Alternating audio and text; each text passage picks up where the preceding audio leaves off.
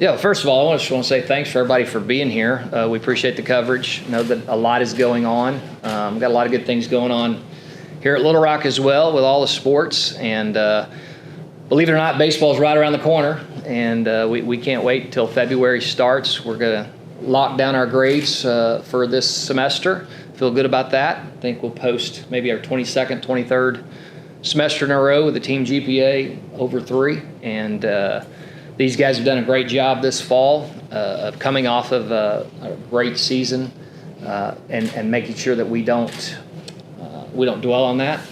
We're really ready for 2026 and looking forward to it. Got a great group, 23 new guys, 17 returners.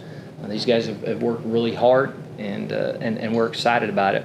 Got some cool announcements coming up pretty soon, and the signing class was good. We're excited about them, and again, we're looking forward to the spring. Chris, could you talk a little bit about just the process of fall ball? You Yeah. have all the newcomers, you've got the returners, just in terms of getting people acclimated to the culture and expectations and that kind of thing. Yeah, that was the first order of business is making sure that we're not looking backwards. And although there were some really great things accomplished, it's very important that we maintain the standard and the expectation. And so getting 23 new guys indoctrinated into our culture and understanding what it means to be a Little Rock baseball player, what the expectations are. We started as soon as we could. We spent about 5 weeks in preseason work, and then we started our scrimmage plan in the middle of September. Had two really good scrimmages at Ole Miss and at Arkansas. Thought the guys competed well. The first order of business was to address the depth on the mound, specifically left-handed pitching. I thought we did that. You saw guys like Brigden Parker, transfer from Kansas, Walls, and other guys come in and really shore up our depth there. The two guys I have with me, Preston Davis, actually been with us the longest. He's battled injury on and off. He actually dates back to the Sun Belt days. He was a weekend starter as a true freshman, beat Troy in a 7-inning game, and then has moved into multiple roles for us. Was our closer in the first half before he got a little banged up, but he's back. Then we have Jerdy Lopez, who is the front runner to replace Alex Seguin, our Gold Glove shortstop, top 3 finalist. And these guys have really done a great job, both Preston in the leadership side and then Jerdy being a new guy watching us on TV and then plugging into our team. But it's been a great mix, to answer your question, of returners that have tried to communicate with these guys how things happened and have gotten to this point, and then new guys plugging in and help pushing us forward. But after the scrimmages, we did some more scrimmaging internally, had a Fall World Series, and then finished up with 3 weeks after where we really focused on strength training and some mental toughness things. I know you talked about wanting to see how you guys stacked up against an Arkansas, against an Ole Miss. How do you feel like this group handled those environments and that kind of competition opportunity? Well, we've had that philosophy as far as scheduling. I think if you look at our 2026 schedule, you see the same philosophy. It's been consistent. And I think what helped us in the postseason last year was that we had been in those environments. Now, you can't simulate 13,000 people on a Friday in a regional, and you can't simulate 14,000 in a final. But one of the compliments we got for our team was how we handled that moment. And I believe that starts in the fall. And it starts in letting these guys, especially the new guys, play in the venues, albeit the crowds aren't there. Still, when you're down on field level, the speed of the game, the strength of the game, the velocity of the game is the same. And so getting these guys a taste, seeing who's calm, seeing who controls their breathing, who's on time, their hitters giving us a good indication of where we are on the mound, and then their pitchers, both teams that we played with the kind of velocity, everybody was 95 to 100 miles an hour, and being on time. And one thing I like, we didn't strike out a lot. We put the ball in play. We didn't strike out a lot this fall against a very good pitching staff. I think that'd be a good indicator of our hitters, but that's why we play those teams early, is to go ahead and get these guys at those kind of stadiums so that we can be prepared for that in June. And we'll go back to those same 2 spots this spring. Preston, for you, as you kind of figure out what your role looks like in this staff, what are your kind of expectations going into a new year? Yeah, that's the whole thing with this group is expectations, because they're higher than they've ever been. And, the team, it's kind of like a shark has smelled and got a taste of blood, and now we're just hungry to get some more. And I think we can do it. I think this is the best team I've been on in the 5 years I've been here, so I'm really excited for it. On a personal level, do you see yourself more back into the bullpen? What kind of role do you see yourself out in? Whatever Coach asks me to do, I'm going to say yes, sir, with a smile on my face, and do whatever I can to help the team win. Good answer. Great answer. He is a Swiss Army knife, and we discussed that with our new pitching coach, Evan Lee. He's gone 7 innings on a weekend start, and then he's finished out some big games.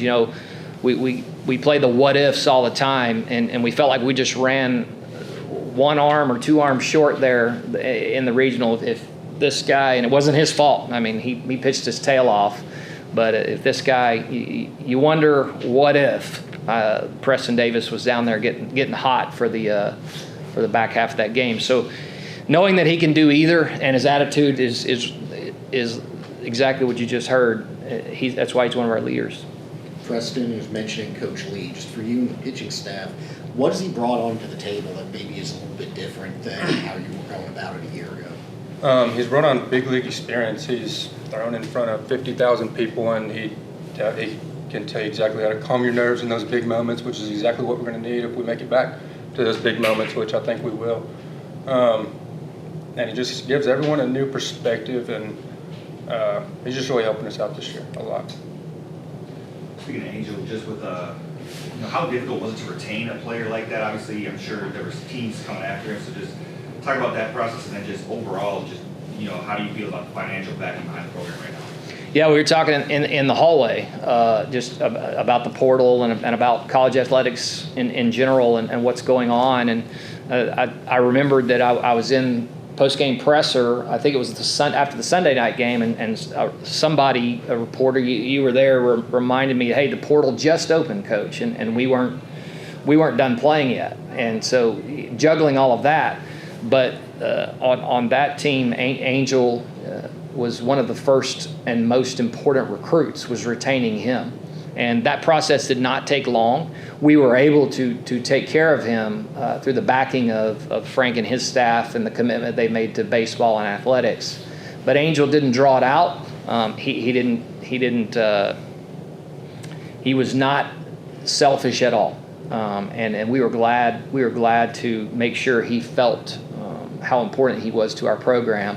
And then, when a guy like Angel is coming back, well, immediately that's a domino effect. Well, hey, I got a guy named Jerdy that I know, and hey, Preston, Angel's coming back. Because Preston, they all have opportunities, right? They all have opportunities in the summer to leave. Every college athlete does. And for him to come back in a pitching coach change, maybe his 3rd or 4th pitching coach, for us to be able to land, it starts with anchors like Angel. And that's the guy now that has become more vocal, Angel, in the locker room, has helped the new guys, and just having him healthy, man, it's been good. So we're praying for continued health for him and everybody. And kind of following up with what Preston said, just with a bigger target on your back, obviously coming into this year, like last year, kind of a sleeping giant, Cinderella, now a little bit more notoriety coming into this season. Just how do you kind of have a better regular season? Obviously, the postseason was great, but there were times during the regular season last year where it was not pretty. So, yeah. What do you got to do to kind of get out to a better start?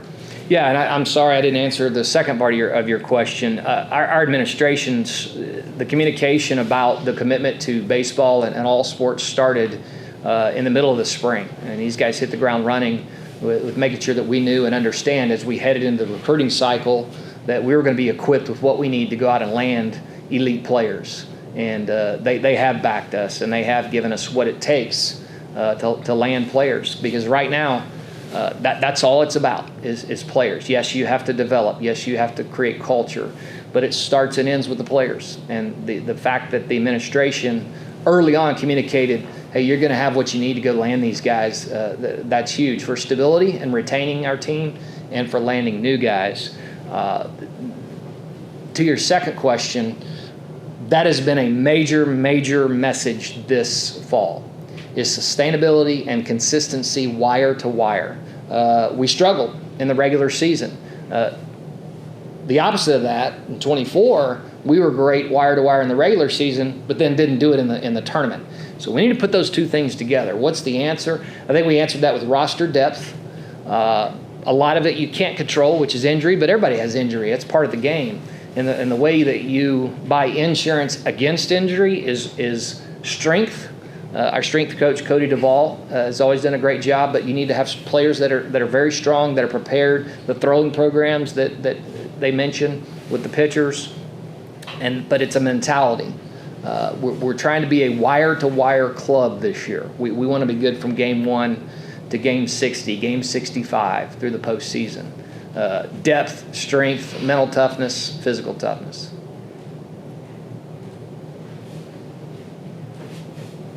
All right, thank you. Appreciate you guys.